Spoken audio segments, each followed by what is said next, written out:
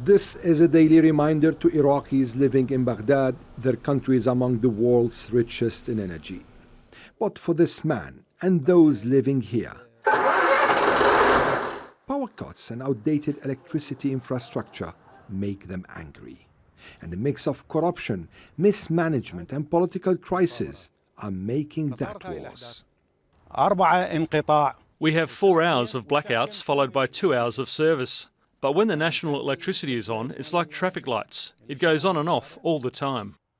People here are suffering when these cables are failing to deliver power to their households. But when they do, they become dangerous to human lives as they're left low-hanging in residential areas.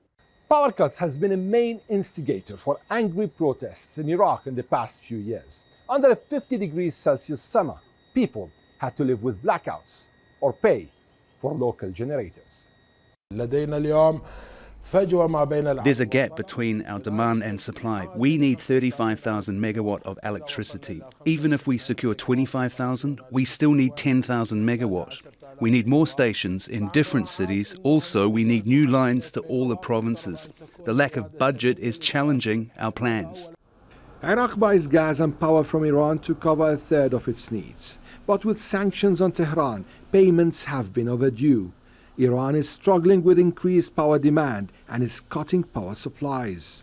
That's putting more pressure on Iraq's national electricity supply. Iran is providing us with 1,200 megawatt, besides the gas we use in the plants that produce 3,300 megawatt of electricity. There are also accusations electricity is being used by Iran to maintain influence in Iraq.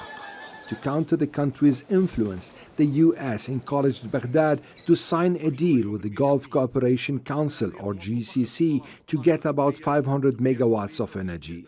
For Iraq, it's very important to diversify our relations and to get electric supply from different countries, so that will not be under pressure from any side, whether Iran or GCC or even with Jordan and Egypt. Since 2003, Iraq has spent more than $80 billion on upgrading its power grid. But many say they've yet to see the benefits.